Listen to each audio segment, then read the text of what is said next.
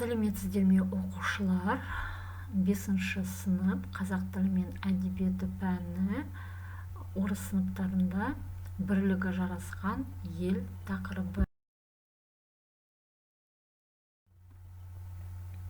Бірлігі жарасқан ел тақырыбы бойынша тапсырмалардың жауаптары, яғни оқулықта берілген тапсырмалардың жауаптарын дұрыс орындауын осы презентациядан көре аласыздар.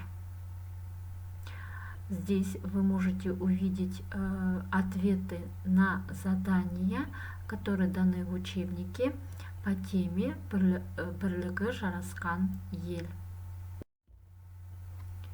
83-ші бет бірінші тапсырма суреттер бойынша әңгімеле. Страница 83, задание первое. Расскажи по картинке, составь предложение. Суретте Қазақстанда тұратын ұлт өкілдері бейнеленген. Біздің елімізде әртүрлі ұлттар тату-тәтті өмір сүріп жатыр. Қазақстанда олар тату сүру үшін жағдай жасалған.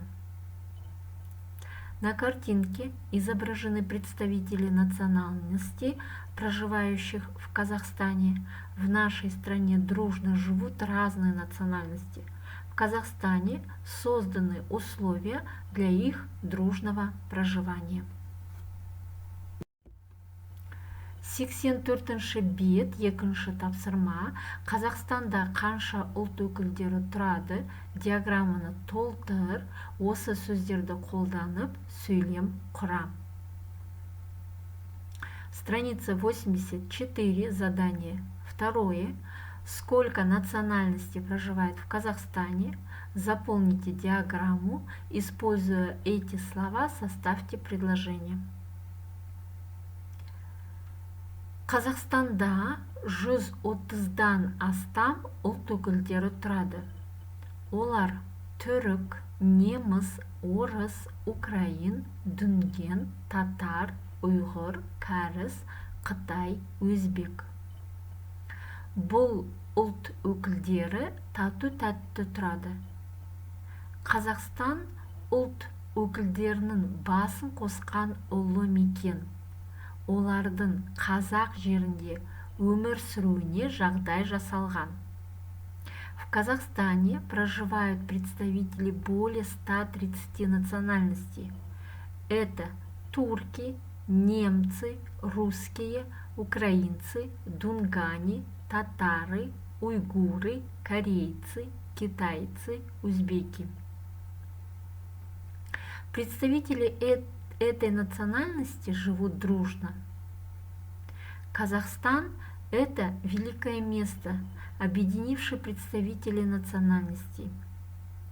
Созданы условия для их проживания на казахской земле. 84-ші бет, 4-ші тапсырма. Мәтіндегі болымды етістіктерді теріп жазып, болымсыз етістікке айналдыр.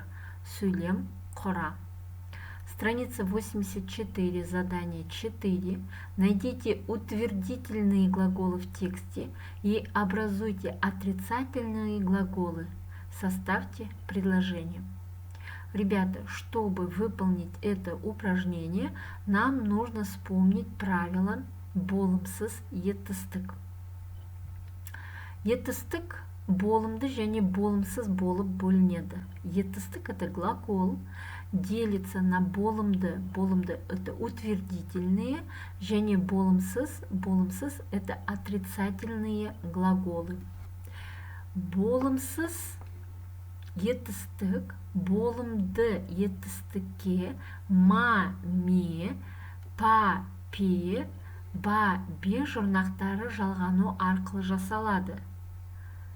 Отрицательные глаголы образуются при помощи суффиксов ма, ме, па, пе, ба, бе. К утвердительным глаголам прибавляются суффиксы ма, ме, па, пе, ба, бе и образуется отрицательный глагол болымсыз етістік. Мысалы, бар, барма, бар, иди, барма, не иди.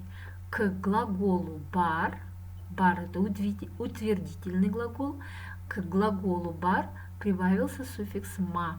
Барма, не иди. Айт, говори. Айт, па, при помощи суффикса па образовалась отрицательная форма глагола. Айт, па, не говори. Кель, иди. Кельме, не иди. При помощи суффикса ме образовалась отрицательная форма глагола. Кельме, не иди. Вот из прочитанного текста задания нужно найти утвердительные глаголы и преобразовать их в отрицательные формы глагола. Первый глагол тұрады. Отрицательная форма болымсыз етістік тұрмайды. Корень тұр. К корню тұр прибавили суффикс ма, отрицание. Тұрмайды. Тұрады, тұрмайды. Қарсы алды. Қарсы алмайды. Жасады. Жасамады. Басты. Баспады. Айналды. Айналмады. То есть при помощи прибавления суффиксов ма, ме, ба, бе, па, пе у нас образовались отрицательные формы глагола.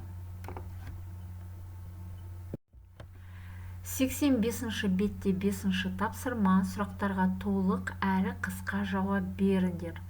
Страница 85, задание 5. Отвечайте на вопросы подробно и кратко. При ответе нужно соблюдать закон сингармонизма и правильное произношение специфических звуков казахского языка. Мысалы, сұрақ. Қазақстан Республикасында қанша ұлт өкілдері тұрады? Сколько представителей нации проживает в Республике Казахстан? Толық жауап, полный ответ. Қазақстан Республикасында 130-дан астам ұлт өкілдері тұрады. Полный ответ. В Казахстане проживает более 130 представителей нации. В Республике Казахстан проживает более 130 представителей нации. Қысқа жауап 130-дан астам. Қысқа жауап, короткий ответ. 130-дан астам, более 130. Сұрақ. Казахстан қандай мекен? Казахстан какое место? Толық жауап, полный ответ. Қазақстан түрлі ұлт өкілдерінің басын қосқан ұлы мекен. Казахстан – это великое место, где объединились несколько представителей наций. Қысқа жауап, короткий ответ. Казахстан – ұлы мекен. Казахстан – великое место. Келесі сұрақ. Қазақ халқы кімдерді құшақ жая қарсы алды? Толық жауап. Қазақ халқы 100-ден астам ұлт өкілдерін құшақ жая қарсы алды. Қысқа жауап, короткий ответ. Ұлт өкілдерін құшақ жая қарсы алды. Келесі сұрақ. Оларға қандай жағдай жасалды? Толық жауап. Оларға қолайлы жағдай жасалды.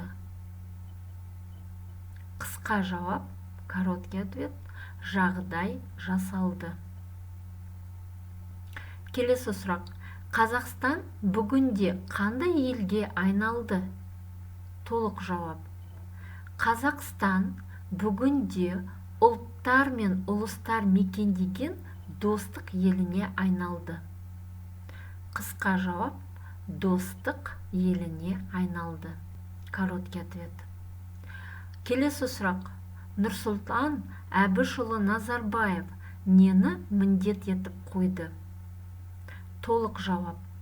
Нұрсұлтан Әбішұлы Назарбаев жаңа Қазақстанның бейбітшілік мекені болуы керектігін міндет етіп қойды.